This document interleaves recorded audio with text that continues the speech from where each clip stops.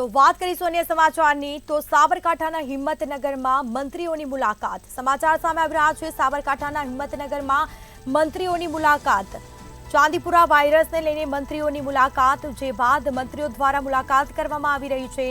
આજે અન્ન પુરવઠા પ્રધાને મુલાકાત કરી છે તો ચાંદીપુરા વાયરસ છે તેમાં સતત વધારો થઈ રહ્યો છે। જિલ્લા કલેક્ટર સહિત અધિકારીઓ પણ ઉપસ્થિત રહ્યા તો સિવિલના ડોક્ટર સહિત તબીબો સાથે પણ તેઓએ મુલાકાત કરી વાતચીત કરી હતી। આ સાથે ગતરોજ આરોગ્ય પ્રધાનની મુલાકાત જેમાં આરોગ્ય પ્રધાને પણ મુલાકાત લીધી હતી। 6 બાળકોના મોત થઈ ચૂક્યા છે જેમાં સતત આ વાયરલ ઇન્ફેક્શન છે તે વધી રહ્યું છે જેમાં 6 બાળકો સારવાર હેઠળ છે જ્યારે એક બાળકની સ્થિતિ ગંભીર જણાઈ રહી છે।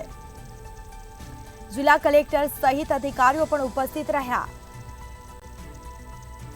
જેમાં સિવિલના ડોક્ટરો સહિત તબીબો સાથે મુલાકાત કરી હતી તેઓની સાથે વાતચીત કરી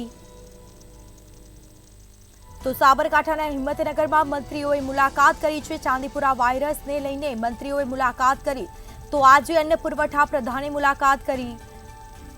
6 બાળકો સારવાર હેઠળ છે જ્યારે એક બાળકની સ્થિતિ ગંભીર છે। મોટાભાગના પુણે લેબોરેટરીના રિપોર્ટ હજી બાકી છે। 6 બાળકોના મોત થઈ ચૂક્યા છે। અત્યાર સુધીમાં ગત રોજ આરોગ્ય પ્રધાને મુલાકાત કરી હતી। સિવિલના ડોક્ટર સહિત તબીબી સાથે પણ મુલાકાત થઈ। જિલ્લા કલેક્ટર સહિત અનેક અધિકારી પણ ઉપસ્થિત રહ્યા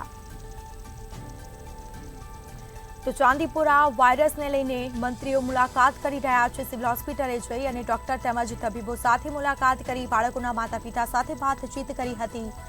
ચાંદીપુરા વાયરસને લઈને મંત્રીઓની મુલાકાત હિંમતનગર ખાતે મંત્રીઓએ મુલાકાત કરી છે તો આ સાથે ગત રોજ આરોગ્ય પ્રધાને પણ મુલાકાત કરી હતી તો વધુ વિગતો સાથે સંવાદદાતા ચિરાગ મેગા ફોનલાઈન પર જોડાઈ ગયા છે। જી સાબરકાંઠાના હિંમતનગરમાં મંત્રીઓએ મુલાકાત કરી છે ડોક્ટર સાથે અને તબીબો સાથે પણ વાતચીત કરી શું માહિતી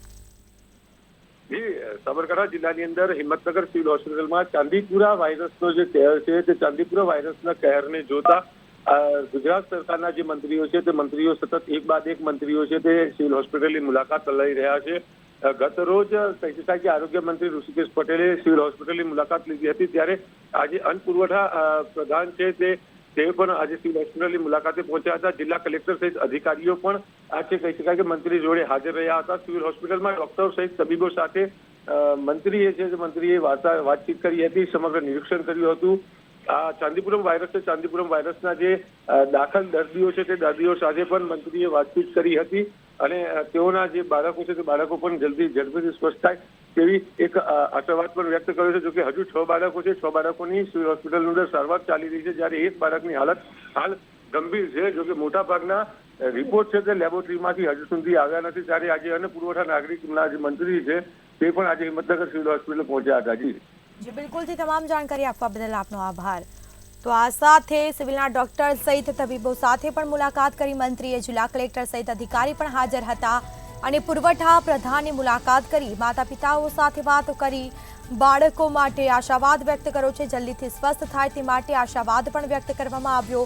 આ સાથે 6 બાળકો સારવાર હેઠળ છે જ્યારે એક બાળકની સ્થિતિ ગંભીર છે। હજી મોટા ભાગના પુણે લેબોરેટરીના રિપોર્ટ આવવાના બાકી છે।